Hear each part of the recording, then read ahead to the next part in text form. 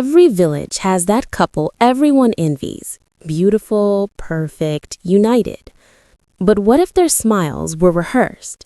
What if their love was the greatest performance ever told? In Eruya village, Ayo and Maramma were worshipped like gods. If only the villagers knew what hid behind those tender glances and sweet words. In the heart of Eruya village, where palm trees swayed and streams sang gentle songs, lived the most admired couple anyone had ever seen. Ayo was tall, handsome, with a voice that made elders smile and children gather close. Maramma was beautiful beyond measure, with skin like polished bronze and laughter that floated through the air like music. Together, they were perfection itself. Every market day, they walked hand in hand.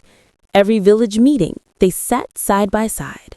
When Ayo spoke, Maramma gazed at him with soft eyes. When Maramma laughed, Ayo touched her shoulder tenderly. The villagers whispered with admiration, "Look at them. That is what true love looks like." Even the chiefs praised them. Even the priests blessed them. Young couples tried to copy their ways, hoping love would bloom as theirs had. But deep in the shadows, where moonlight barely touched, something else lived. Something cold, something dark. And far at the edge of the forest, a stranger stood watching them, smiling knowingly. He saw what no one else could see. Weeks passed, and whispers began to stir like leaves before a storm. Old Mama Kuti, the village gossip, swore she saw Ayo walking alone at night toward the river, not once, but 3 times. When she asked him the next morning, he smiled sweetly and said he was praying for the village's prosperity. But Mama Kuti's eyes narrowed. Prayers don't require secrecy, she thought. Another woman, Nkechi, noticed something stranger. Maramma's laughter had changed. It was still loud, still bright, but something hollow lived inside it now, like a drum with no skin. When Nkechi greeted her warmly, Maramma's smile never reached her eyes. The children felt it too.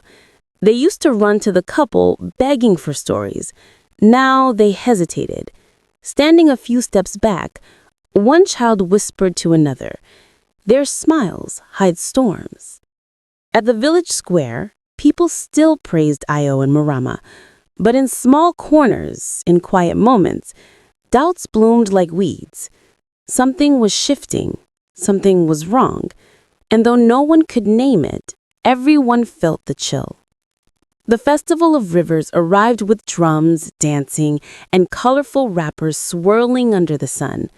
The whole village gathered by the sacred river to honor the water spirits and pray for blessings. Ayo and Maramma stood at the center, leading the prayers, their voices rising together in harmony. The crowd cheered, the drummers played faster, children threw flowers into the river, and elders poured palm wine on the ground as offerings. Everything seemed joyful, everything seemed right. But then something shifted. A young man accidentally bumped into Ayo while dancing. For just a moment, a flash of rage crossed Ayo's face. His jaw tightened, his fists clenched. Then, like a mask snapping back into place, the smile returned. He laughed loudly, clapped the young man's shoulder, and continued dancing. No one else noticed, except Maramma. She saw, and her own smile faltered for a heartbeat. Later, as the sun dipped low, a small child stood by the riverbank, staring at the couple. The water rippled, and a voice, soft as wind, whispered in the child's ear, "Not all smiles are true." Behind their beautiful compound, shadows grew longer. Maramma stood by her window, watching a woman named Adana walk past. Adana was younger, softer, with a gentleness that made people trust her instantly. Her marriage was new, and her husband adored her openly. Maramma's fingers gripped the windowsill. Jealousy burned in her chest like hot coals. Why does everyone love her so easily? Why does she get real happiness while I perform mine? That night, Maramma began her plan. She whispered lies to the village women. She hinted that Adana's husband had debts he couldn't pay. She suggested Adana was proud and looked down on others.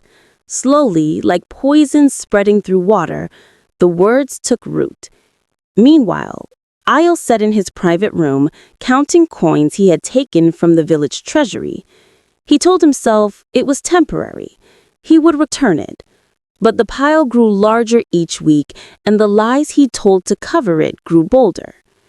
One evening, Adana found a folded note slipped under her door. It read, "Your secret will be revealed soon." She didn't understand. She had no secret, but fear gripped her heart. In the oldest part of the village, where trees grew thick and the air smelled of herbs and wisdom, lived Elder Obi. He was ancient, with white hair like cotton and eyes that saw beyond flesh. People came to him for guidance, for truth, for healing words. One night, Obi sat by his fire, staring into the flames. Visions danced before him. He saw Ayo and Maramma standing in the village square, smiling, but their shadows twisted like snakes, curling around the feet of innocent people, choking them slowly. He saw greed, he saw envy, he saw betrayal wrapped in silk and perfume. Obi's heart grew heavy. He had seen this before in other villages, in other times. When masks of perfection hid rot beneath, entire communities could fall. The next morning, he walked slowly to the village square. People greeted him with respect, bowing slightly. When he passed Ayo and Maramma, he stopped. His gaze held theirs for a long moment. Then he muttered, loud enough for those nearby to hear. If only they knew. The perfect mask hides a deadly storm. Ayo's smile tightened. Maramma looked away. Late at night, when the village slept and even the crickets grew quiet, Ayo slipped out of his home. He moved like a shadow, careful, silent. He walked past the palm trees, past the old well, until he reached a small hut hidden behind tall grass. A woman waited there. Her name was Fumi. She was not from Eruya.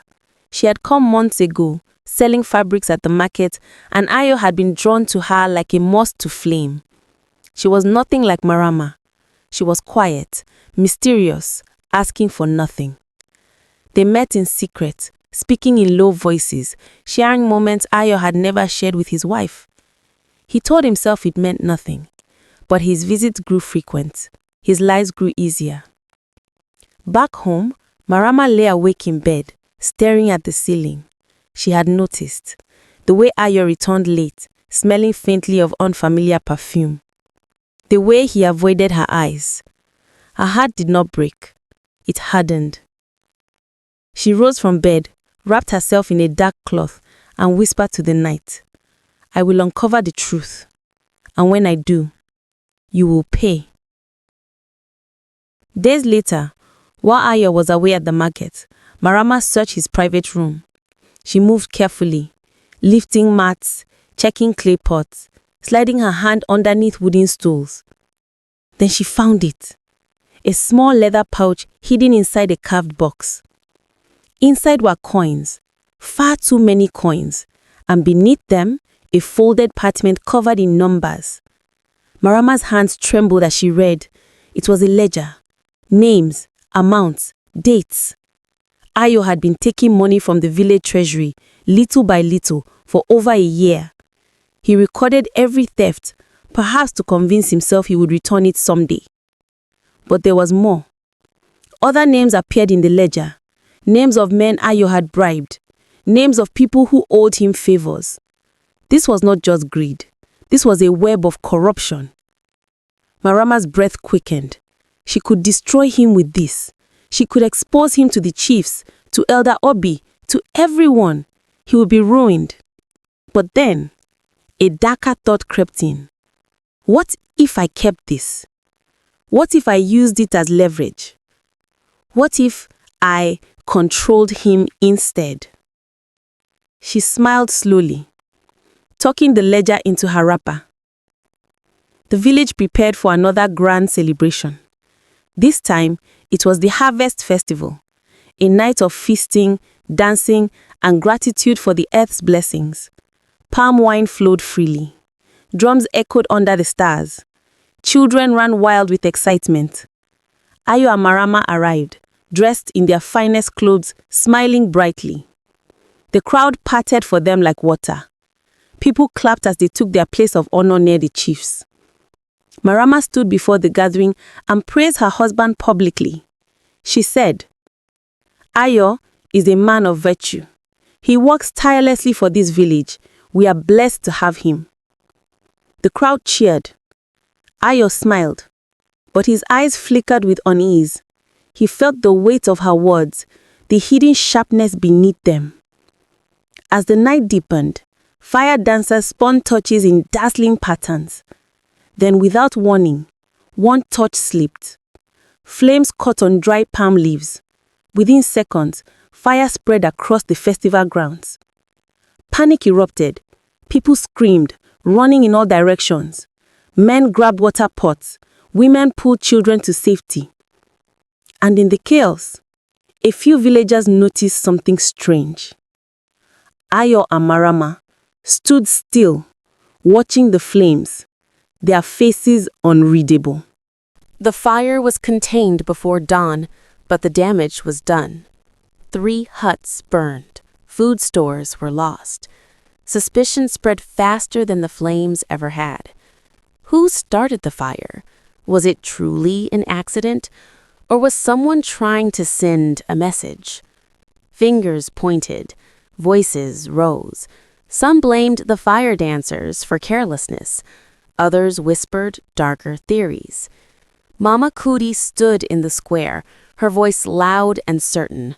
"Mark my words, that fire was no accident. Someone wanted chaos." Eyes turned toward Ayo and Maramma, not directly, not openly, but the whispers grew. Why did they seem so calm during the panic? Why did they not rush to help? Maramma heard the whispers and decided to use them. She visited neighbors, pretending concern. "I heard some people think we were involved," she said sadly. "Can you imagine, after all we do for this village?" Her words planted seeds. Soon, villagers were defending the couple, arguing with accusers, dividing into camps. Maramma watched with quiet satisfaction. Chaos was useful. It distracted people from asking harder questions. Meanwhile, Elder Obi sat in his hut, grinding herbs slowly. He sensed the balance tipping. Justice and truth were slipping away. That evening, as Maramma walked home alone, a figure stepped out from the shadows. It was the stranger who had been watching from the forest weeks ago. His face was calm, his eyes knowing.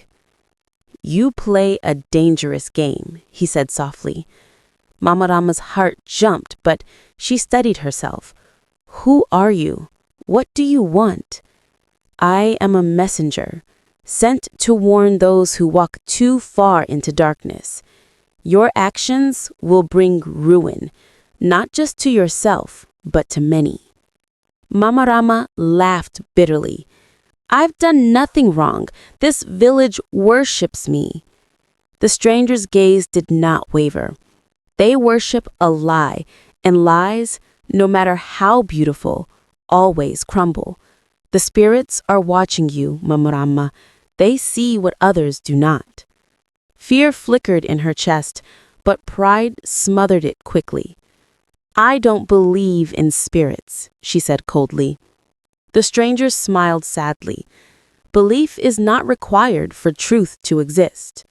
Then he turned and disappeared into the night. Maramma stood frozen for a long moment. She told herself he was a madman, but that night she could not sleep. Ayo's troubles grew. The money he had stolen was running out, and the people he owed were growing impatient. Desperate, he sought out a wealthy merchant named Obasi, a man known for his cunning and lack of mercy. They met in secret, far from the village. Ayo explained his situation carefully, offering a partnership. If you help me now, I will ensure the village trades only with you. You'll become richer than you ever dreamed. Obasi stroked his beard, eyes gleaming. And what do I get if you fail? I won't fail, Ayo said confidently. Obasi smiled. Very well. But remember, I don't forgive debts. They shook hands, sealing the pact. Ayo soaked relief wash over him. He didn't know that Obasi had already begun planning his own betrayal. Merchants like him built empires on the ruins of desperate men. Meanwhile, Mamarama had followed Ayo that night, hiding in the shadows. She heard every word. Her mind raced. So Ayo was making alliances now, building power behind her back. She smiled to herself. Two can play that game. She turned and walked back to the village, already forming her next move. Late one night, the silence in their home finally shattered. Mamarama confronted Ayo in their private room, her voice low and sharp as a blade. I know about Fumi. Ayo froze, his face drained of color. I don't know what you're talking about. Mamarama laughed bitterly. Don't insult me. I've known for weeks. I followed you. I saw her. Ayo's jaw tightened. Anger replaced fear. And what about you? Do you think I don't see your jealousy, your schemes? You're poisoning this village with your lies. Mamarama's eyes flashed. I do what I must to survive. You taught me that. You showed me that love is a performance, not a truth. You were never capable of love, Ayo spat. Only greed. And you, Mamarama hissed, stealing from the village treasury, making secret deals with merchants? At least I'm honest about my ambition. They stood inches apart, breathing hard, years of pretense collapsing between them. Each had discovered the other's darkest secret. Ayo spoke first, his voice cold. We're done pretending. Mamarama nodded slowly. Agreed. But I will not lose this village. If you try to destroy me, I'll destroy you first. The village began to split. Ayo's friends defended him fiercely. Marama's allies stood by her with equal passion. What had once been a united community now fractured into camps, each whispering accusations, each certain of their side's righteousness. Arguments broke out at the market. Families stopped speaking to each other. Even children took sides, refusing to play with those whose parents opposed theirs. Elder Obi watched with a heavy heart. He had seen this before. When trust collapsed, so did everything else. Then, without warning, illness struck. A young farmer named Chitty woke one morning with a burning fever. His skin turned pale. His breath grew shallow. Healers tried every remedy, but nothing worked. Within days, 2 more villagers fell ill. Fear spread faster than the sickness. People whispered that it was a curse, a punishment from the gods for allowing corruption to fester. It's because of them, someone said, pointing toward Ayo and Marama's home. Their sins have poisoned the land. The couple heard the accusations, but said nothing. Each blamed the other silently, their hatred growing like a living thing. Elder Obi knew the village could not survive much longer like this. He called for a gathering at the sacred tree, where the spirits were said to listen most closely. There is a way to reveal truth, a spiritual test. Those who are pure of heart will pass. Those who carry corruption will be exposed. He brought out a clay pot filled with blessed water. Ayo and Maramma, you will each drink from this pot and walk through fire. If you are innocent, the flames will not harm you. If you carry guilt, the spirits will decide your fate." The crowd fell silent. Ayo stepped forward first, his face calm. He drank deeply and walked barefoot over the coals. His steps were steady. He did not flinch. The villagers gasped in awe. Maramma went next. She drank, but as she approached the fire, her steps faltered. Sweat poured down her face. She forced herself forward, but her hands trembled. She crossed the coals, but barely. Her feet were blistered, her breathing ragged. Obi watched with knowing eyes. "Courage can mask guilt," he said quietly, "but only for so long." He turned to the crowd. "If balance is not restored, this village will fall." Days later, the village square erupted in chaos. Someone had anonymously revealed part of Ayo's theft. Not all of it, just enough to plant doubt. Villagers demanded answers. Chiefs called for an investigation. Ayo stood before them, defending himself passionately. "These are lies," he insisted. "Someone is trying to destroy me because they envy my position." Some believed him, others did not. But Maramma stood in the crowd, her face a mask of concern, her heart singing with triumph. She had released just enough information to wound Ayo without destroying him completely. She wanted him weakened, not gone. Weakened men were easier to control. However, she had underestimated the villagers' hunger for truth. They demanded proof. They demanded justice. The chiefs ordered Ayo's belongings searched. Panic flooded Ayo's chest. The ledger. If they found the full ledger, he was finished. That night, he slipped away from the village, heading into the forest. He needed to find evidence, something to turn the accusations back on Maramma. He needed leverage. He needed to survive. Behind him, Maramma smiled, already preparing her next move. Deep in the forest, Ayo stumbled upon something he had never seen before, a cave hidden behind thick vines and ancient trees. The air inside was cool, damp, and smelled of earth and time. He stepped inside cautiously, his torch casting long shadows on the stone walls. Strange symbols covered the cave, markings he did not recognize. At the center lay an altar, and on it a single object. A carved wooden mask, worn and dark with age. Something about it pulled at him, whispered to him. He reached out and touched it. Visions flooded his mind. He saw Maramma's family generations ago. He saw greed passed down like a curse. He saw her grandmother obsessed with wealth, poisoning rivals. He saw her mother driven mad by envy, dying alone and hated. Maramma inherited more than beauty. She inherited a hunger that could never be satisfied. Ayo gasped, pulling his hand away. The visions faded, but the truth remained. Then he noticed something else, a small relic beside the mask, a stone carved with symbols of truth. It glowed faintly in the torchlight. He took it. This, he realized, was his salvation. The relic was unlike anything Ayo had ever held.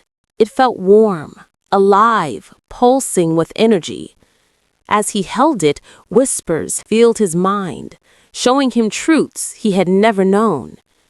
He saw Maramma's manipulations clearly, every lie she had told, every villager she had turned against him, every secret move she had made. But he also saw himself, his thefts, his betrayals, his affair with Fumi. The relic did not judge, it only revealed. Ayo's heart sank. He was no innocent victim. He was guilty too. But the relic also showed him something else. If he used it publicly, at the right moment, It would force truth into the open. Lies could not survive in its presence. He had a choice. He could use it now, exposing Maramma and himself, destroying them both. Or he could wait, gathering more evidence, ensuring his own survival. Greed whispered in his ear, "Wait, plan, control the moment." But something deeper, something he had buried long ago, whispered differently. The truth will set you free, even if it destroys you.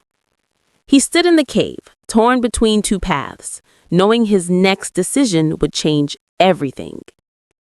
Ayo returned to the village at dawn, the relic hidden in his wrapper. He found Maramma in their home, sitting calmly as if nothing had happened. "I know what you did," he said quietly. Maramma looked up, her face unreadable.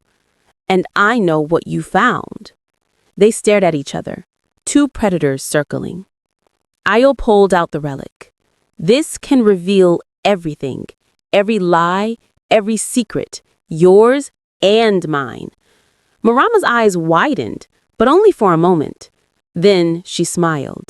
"You won't use it, because it will destroy you too." "Maybe," Ayo admitted, "but at least the truth will be known." Maramma stood slowly. "You're a fool if you think truth will save you. The villagers don't want truth. They want stories. They want heroes and villains, and I've already decided which role you'll play." Her voice dropped to a whisper. "I have planned something even you cannot stop. By tomorrow, you will be ruined, and I will be free." Before Ayo could respond, she turned and walked out, disappearing into the forest. Ayo stood frozen. What had she planned? What was coming? Ayo gathered the few villagers who still trusted him. Among them were young men who had grown up admiring him, elders who believed in second chances, and a few who simply hated Maramma more. "I need your help," Ayo said. "Maramma is planning something. I don't know what, but it will be devastating. We must stop her." But even as they pledged support, Ayo saw doubt in their eyes. Trust was fragile, and he had cracked it too many times. That night, one of his allies, a man named Emeka, slipped away and met with Maramma in secret. She offered him land, wealth, security. All he had to do was betray Ayo at the right moment. Emeka hesitated. Ayo had been kind to him once, but kindness did not fill empty stomachs. He agreed. By morning, Ayo's support had crumbled further. Allies vanished, promises broke. He realized with cold certainty that he was alone. If he wanted to stop Maramma, he would have to enter her domain.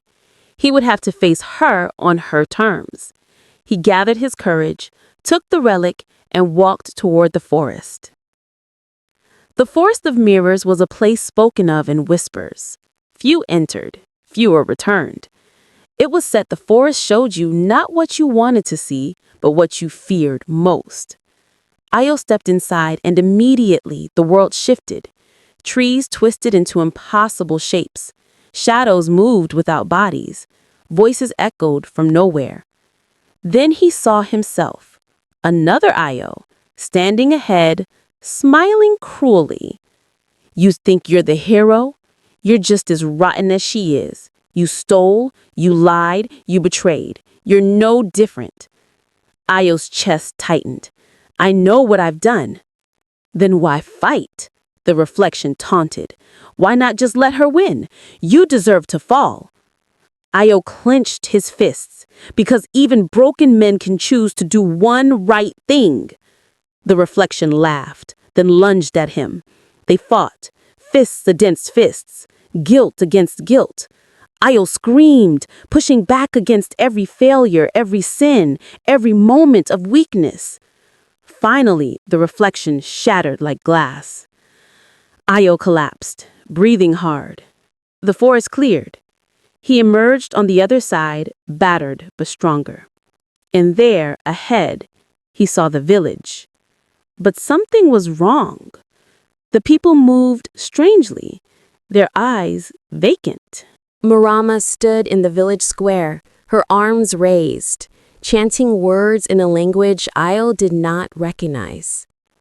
Around her, villagers swayed, their faces blank, their movements synchronized. She had cast a spell, binding their minds to hers. They would do whatever she commanded. She had become their queen, their master, their god. Ayo's blood ran cold. This was her plan, not just to destroy him, but to enslave everyone. He gripped the relic, feeling its warmth spread through his hand.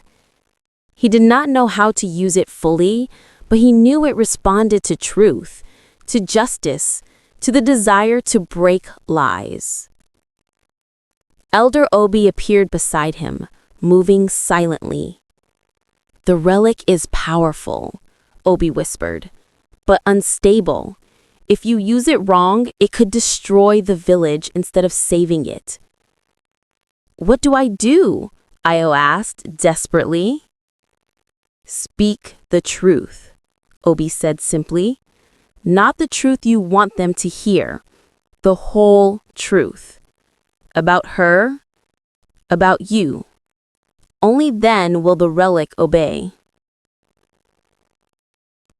Ayo's heart pounded. That meant confessing everything. That meant losing everything. But he looked at the vacant eyes of the villagers, and he knew he had no choice.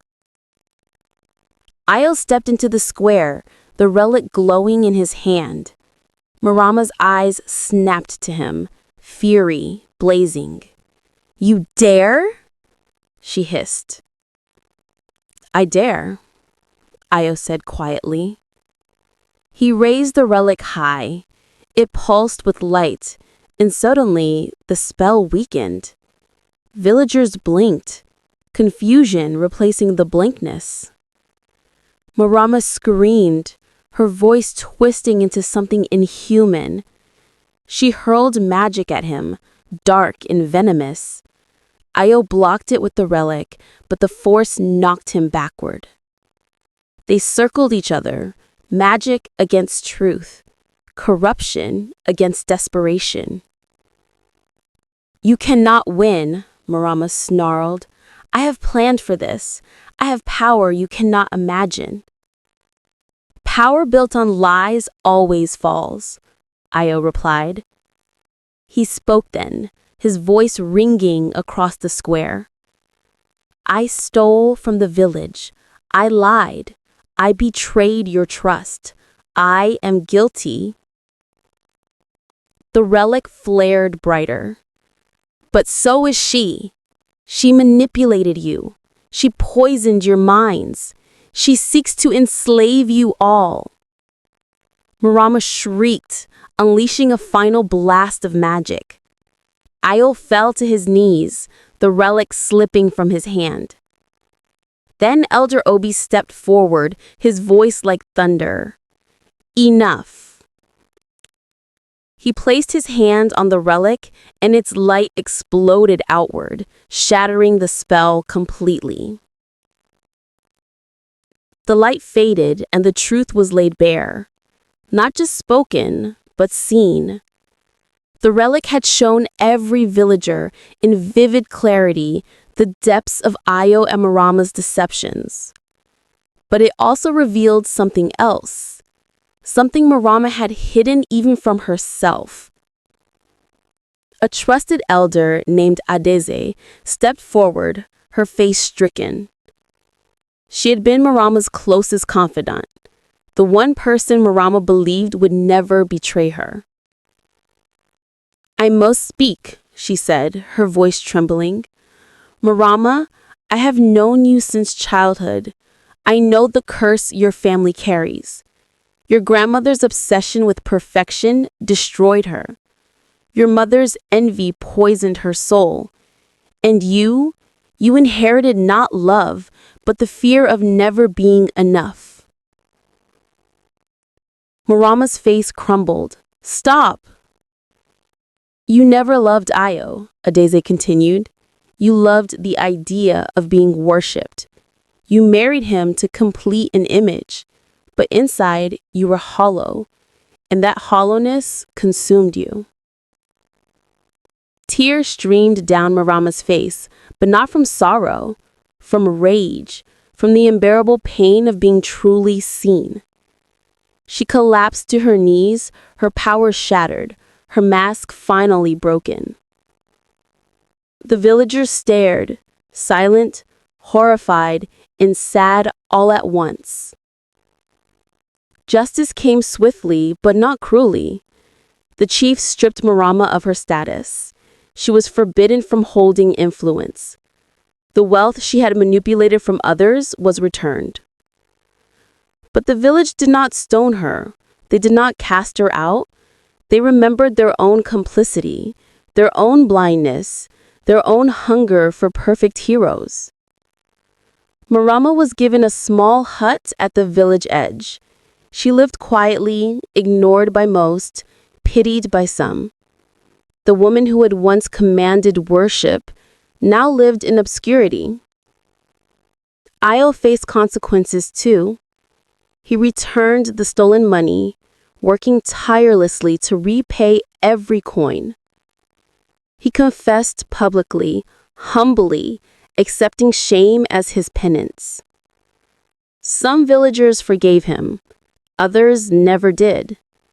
But slowly, through honest labor and genuine remorse, Ayo began to rebuild something real. Not perfect, just truth. The schemes that had once elevated them both now lay in ruins, and in those ruins something unexpected grew. The village began to heal, not quickly, not painlessly, but genuinely. People spoke more honestly. They stopped searching for perfect couples to worship. They learned to see each other as flawed, complex, and human. Years passed. The village of Eruya grew wiser, humbler, and stronger. Children were taught the story of Ayo and Maramma as a warning, a lesson in the dangers of masks and the power of truth. Ayo lived simply, never seeking glory again. He married quietly to a woman who saw his scars and loved him anyway. They built a small life, honest and unglamorous. Maramma eventually left the village, seeking peace elsewhere. Some said she found it. Others said she wandered forever, haunted by the perfection she could never achieve. Elder Obi sat by the sacred tree one evening, surrounded by children eager for stories. They asked him about the perfect couple, about the lies, about the magic. Obi smiled gently. Remember this, little ones. A perfect mask can hide a storm. It can fool the eyes, charm the heart, and deceive the mind. But only truth reveals the sun. He looked up at the sky, where stars began to shimmer. Do not seek perfection in others. Seek honesty. Do not worship masks. See the faces beneath. And when you make mistakes, do not hide them. For a single truth spoken aloud is worth more than 1,000 perfect lies. The children nodded, their eyes wide, and the village of Eruya never forgot. If you enjoyed our story, please subscribe.